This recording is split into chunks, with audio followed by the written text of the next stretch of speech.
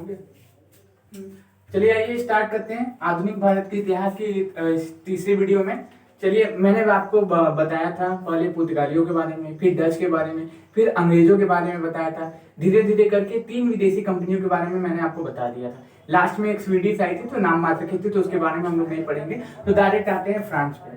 सबसे बड़ी बात, आपको ये कहानी सुन के बहुत मजा आएगा और लुई 14 के बारे में भी आपको सुन के मजा आएगा। इसको मैं टाइटैनिक से जोड़ दूंगा। आप कहेंगे टाइटैनिक, हाँ वही टाइटैनिक जो हॉलीवुड वाली मूवी थी। 10 ऑस्कर अवार्ड मिले थे उसे। क्या मिले थे उसे? 10 सबसे ज्यादा ऑस्कर अवार्ड उस मूवी को मिला था। अब देखिए अब मेरी बातों को ध्यान से सुनिए। ये जो लुई 14 है ना, इनके ही शासन काल में क्या हुआ था, ये फ्रांसीसी ईस्ट इंडिया कंपनी की स्थापना हुई थी। जो लुई 14 थे, जो फ्रांस के राजा थे, आपने सुना होगा लुई 14, लुई 15, लुई 16, वही गिलोटीन जिनको दिया गया था। तो लुई 14 के शासनकाल में ईस्ट इंडिया कंपनी की स्थापना हुई थी। आपको पता है ये टाइटैनिक मूवी में लुई 14 एक लड़की रहती है, उसमें एक अभिनेत्री रहती है, उसका नाम रहता है रोज। उसके गले में जो हार रहता है हीरो का, वो इन्हीं का हार था। वो लुई 14 का ही हार था। वो रोज नामक जो महिला थी, अभिनेत्री थी, एक्ट्रेस थी, इंग्लिश में जो भी बोल लीजिए, वो इन्हीं का हार था। उन्होंने अपने गले में उनको धारण किया हुआ था। तो उन्हीं के शासनकाल में, उन्हीं के समरूप, उन्हीं के समकालीन इस कंपनी की स्थापना हुई थी। कब हुई थी? कब हुई थी आप याद रखिएगा, 1664 में। क्या हुआ था? 1664 में ईस्ट इंडिया कंपनी की, फ्रांसीसी ईस्ट इंडिया कंपनी की स्थापना हुई थी। और मंत्री कौन थे? अबार्ड के नेतृत्व द्वारा इस कंपनी की स्थापना 1664 में की गई थी। अब ये 1664 में स्थापना तो कर दी है, ठीक, लेकिन ये लोग भारत में कब आए? 1664 में तो कंपनी बनी है। और एक बात और याद रखिएगा, ये पूरी तरीके से सरकारी कंपनी थी। क्या थी? सरकारी कंपनी थी। बाकी सब जो कंपनियां थी, चाहे फ्रांस, चाहे ब्रिटेन हो, चाहे डच हो, चाहे पुर्तगाल हो, वो क्या थी? वो प्राइवेट कंपनी थी। लेकिन ये क्या थी? ये सरकारी कंपनी थी। तो 1664 में लुई 14 के नेतृत्व में आबाद मंत्री द्वारा इसी फ्रांसीसी ईस्ट इंडिया कंपनी की स्थापना हुई थी। और फिर इसके बाद हुआ क्या था? स्थापना के 4 साल बाद ये लोग कहाँ आए? भारत आए। और भारत में इन्होंने अपनी प्रथम फैक्ट्री, यानी कि प्रथम जो कारखाना होता था जहाँ से व्यापार और ट्रेड वगैरह किया करते थे, वो उन्होंने कहाँ से खोला था? वहां पे खोला था। कहाँ पे? सूरत में। जहाँ पे ब्रिटेन ने खोला था अपनी पहली फैक्ट्री, कहाँ खोला था? 1608 में ब्रिटेन ने खोला था। कहाँ पे? सूरत में। तो इन्होंने भी कहाँ खोल दिया? सूरत में। 1664 में, सॉरी 1668 में इन्होंने अपनी पहली फैक्ट्री वहां पे स्थापित कर दी थी। कहाँ पे? सूरत पे। अब देखिए, सूरत में फैक्ट्री तो स्थापित कर दी है। देखिए अंग्रेज क्या किए? पहले अंग्रेज किसी छुट्टी किए? पुर्तगालियों की छुट्टी किए, फिर डच की छुट्टी किए, फिर किसका किए? फ्रांसीसियों का छुट्टी किए। फ्रांसीसियों का, फ्रांस का छुट्टी किए। कैसे किए? पुर्तगाल से विवाह का नीति अपना के बंबई दहेज में मिल गया।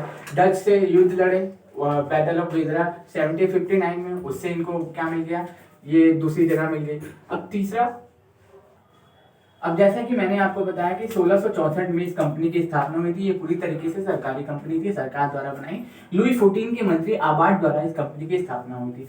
सन 1668 में इन्होंने प्रथम फैक्ट्री कहाँ खोली थी? सूरत में, जहाँ पे अंग्रेजों ने अपनी प्रथम फैक्ट्री खोलने की अनुमति प्राप्त हुई थी। अब देखिए हुआ क्या, इन्होंने फैक्ट्री तो खोल दी, अंग्रेजों का सफाया, अंग्रेज जो थे धीरे धीरे विदेशी कंपनी को लड़ भिड़ के भगा दिया। अब फिर वहां से क्या बचे? यहाँ पे देसी शासक बचे। पहले उनके कांटे का रोड़ा बने हुए थे, रास्ते का रोड़ा कौन बने हुए थे? पुर्तगाली, फिर डच बने हुए थे, लास्ट में फ्रांसीसी बचे हुए थे। और आपको मैं एक बात बता देता हूँ, फ्रांसीसियों का जो प्रथम गवर्नर था ना, उसका नाम था डुप्ले। वो साम्राज्य विस्तारी था, मतलब कि वो इतना ज्यादा ज्ञान था उसके पास, इतना ज्यादा ज्ञान था कि कम सेना के होते हुए भी वो क्या करता था? अंग्रेजों पे भारी पड़ रहा था। जब भी युद्ध लड़ रहा था ना, अंग्रेजों को बराबरी पे हरा दे रहा था।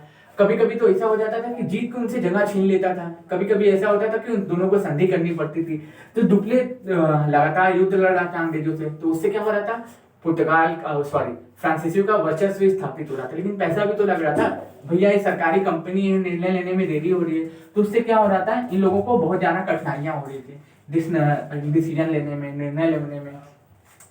तो होता क्या है कि जो इन लोगों का गवर्नर जो रहता है, वो डुप्ले, उसको सरकारी जो कंपनी रहती है, ये फ्रांसीसी ईस्ट इंडिया कंपनी, इनको क्या करते हैं, वहाँ के जो लोग रहते हैं, वहाँ के जो क्या नाम है, वो क्या बोलते हैं उनको, जो शासक रहते हैं, जो राजा रहते हैं, वहां बुला लेते हैं वापस और भेज देते हैं किसको? नकारा, निकम्मा एक गवर्नर था, उसका नाम था काउंट डी लाली। मतलब कि इतना इतना हम, और अंग्रेजों की तरफ कौन था, रॉबर्ट क्लाइव, उसको पूछिए मत। एक प्रिंटिंग क्या करता था, छपाई करने वाला जो व्यक्ति था, अपनी योग्यता के बल पे भारत का गवर्नर तक बना, बंगाल का गवर्नर तक बना, और उसी तरीके से ये था, दोनों एक दूसरे से टक्कर आराम से अच्छा खासा दे रहे थे। तो अब कहानी हम स्टार्ट करते हैं इन लोगों की समाप्ति की। देखिए, इन लोगों के बीच 3 युद्ध होते हैं, इसे आंग्ल कर्नाटक युद्ध के नाम से जाना जाता है। पहला युद्ध कहाँ था, ऑस्ट्रेलिया के उत्तराधिकार का युद्ध था। ऑस्ट्रेलिया के उत्तराधिकार का युद्ध था कि ऑस्ट्रेलिया पे किसका कब्जा होगा, ऑस्ट्रेलिया नहीं, ऑस्ट्रिया, क्या होगा, ऑस्ट्रिया, जिसकी कैपिटल क्या है, वियना, उस पे किसका कब्जा होगा, फ्रांसीसियों का कब्जा होगा कि किसका कब्जा होगा, कि अंग्रेजों का कब्जा होगा। तो यूरोप पे लड़ रहे थे दोनों लोग। पहला युद्ध किससे संबंधित था, आंग्ल कर्नाटक युद्ध, संबंधित था किससे, ऑस्ट्रेलिया के उत्तराधिकार के, ऑस्ट्रिया, याद रखिएगा, ऑस्ट्रिया के उत्तराधिकार से। अब देखिए 4648 में, 46 से 48 में प्रथम आंग्ल कर्नाटक युद्ध हुआ था। 46 से 48 के बीच में प्रथम आंग्ल कर्नाटक युद्ध हुआ था।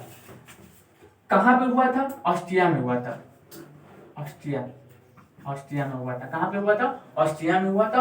और इसमें संधि कौन सी हुई थी, युद्ध बराबरी पे खत्म हो गया, दुबले था इसलिए बराबरी पे खत्म हो गया। तो इसमें इस समय जो गवर्नर था वो कौन था, डुप्ले था। कौन था, याद रखिएगा, डुप्ले था।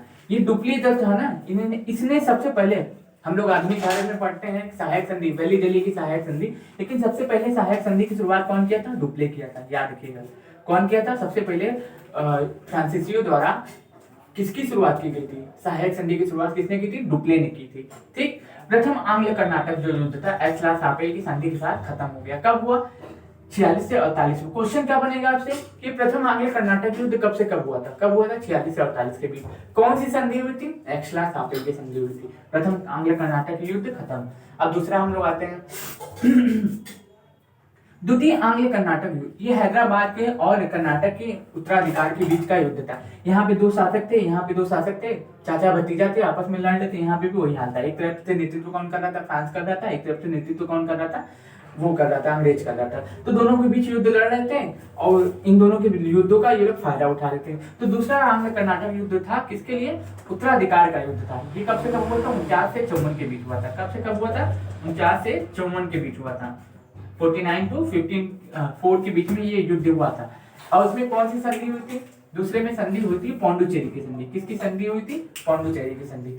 अब जो तीसरा जो युद्ध था ना, अब कोई राजा नहीं, कोई महाराजा नहीं, कोई शासक नहीं, सामने सामने खुल के सामने आ गए थे। एक तरफ था ब्रिटेन, एक तरफ था क्या, फ्रांस। अब दोनों आपस में युद्ध लड़ रहे थे, वो सप्तवर्षीय युद्ध के नाम से जाना जाता है। तीसरा आंग्ल कर्नाटक युद्ध, ये कहाँ पे, पेरिस की संधि के साथ इस युद्ध की समाप्ति हुई। इसी को क्या कहते हैं, सप्तवर्षीय युद्ध भी कहा जाता है। जो, और ये हुआ कब था, 49 से लेके 56 के बीच में ये युद्ध हुआ था। 1749 से 56 के बीच में ये युद्ध हुआ था। और किसके किसके बीच हुआ था, अंग्रेज और फ्रांसीसियों के बीच सामने सामने टक्कर हुई थी। एक तरफ था आयरकुट, एक तरफ काउंटे लाली, जो डुप्ले को बुलाने के बाद उनका गवर्नर था काउंटे लाली, और एक तरफ था अंग्रेजों का गवर्नर जो था आयरकुट। इन दोनों के बीच क्या हुआ, युद्ध हुआ।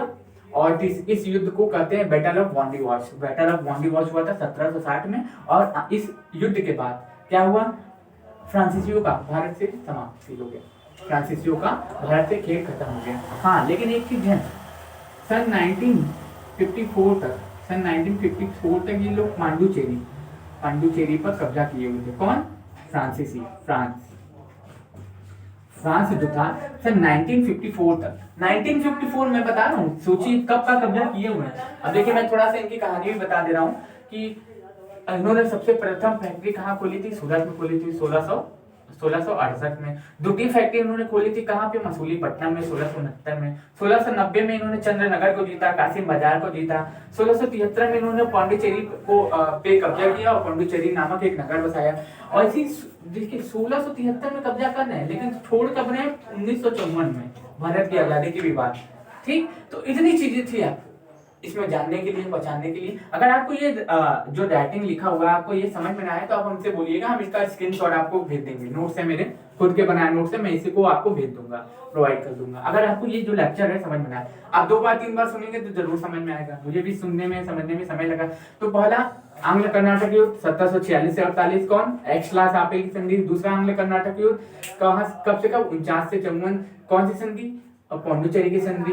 तीसरा जो था आंग्ल कर्नाटक युद्ध 1749 से लेके 1756 तक। सप्तवर्षीय युद्ध, बैटल ऑफ बॉन्डिवॉर्स के साथ 1760 में फ्रांसीसियों का भारत से खेल खत्म। ये 3 युद्ध हुए। पहला क्या उनसे संधि हुआ, एक्स-ला-शापेल, दूसरा पौंडीचेरी और तीसरा कौन सा संधि है, तीसरा है पेरिस की संधि। याद रखिएगा पेरिस की संधि। अब आपको संधि तो याद करने में थोड़ी दिक्कत हो रही है, तो ए याद रखिए, ए पा मतलब एक्स-ला-शापेल, पांडुचेरी और पेरिस के संधि के साथ ये तीनों युद्ध समाप्ति होती है। 3 युद्ध हुए 1746 से 48, दूसरा युद्ध हुआ 49 से 54, दूसरा युद्ध हुआ 49 से 54, तीसरा युद्ध हुआ 56 से 63 के बीच में ये युद्ध हुआ। आयरकोट वर्सेस काउंट डे लाली, फ्रांसीसियों का पतन, भारत से छुट्टी कर गए, और इतनी चीजें मैंने आपको इसके बारे में बता दी। अब मैंने आपको पूरी कहानी फ्रांसीसियों की बता दी है। इससे ज्यादा आपसे क्वेश्चन नहीं बनेंगे किसी भी एग्जाम में, और यहाँ तक कि मेंस वाले भी हो चाहे प्री वाले भी हो। अब इनका पतन का कारण आपको बता ही दिया कि फ्रांसीसियों के पतन का कारण क्या रहा कि उन्होंने अंग्रेजों से सामने टक्कर ली, बार बार विरोध करते रहे, और डुप्ले का फ्रांसीसी सरकार द्वारा डुप्ले को वापस बुलाया जाना भी इनके पतन का कारण था। अगर ये लोग क्या करते हैं, फ्रांसीसी जो थे, इनकी जो सरकार जो थी, डुप्ले को युद्ध लड़ने देती, थोड़ा पैसा और इन्वेस्ट करती, हो सकता है इनका कब्जा होता। अंग्रेजों के बारे में ना पढ़ के हम लोग किसके बारे में ज्यादा पढ़ रहे होते, फ्रांसीसियों के बारे में पढ़ रहे होते। तो आई होप आपको ये लेक्चर समझ में आया होगा। अगर समझ में आया तो हमारे चैनल को लाइक करें, सब्सक्राइब करें और हमारे चैनल को आगे बढ़ाएं। धन्यवाद। चलिए आज के क्लास हम यही खत्म करते हैं।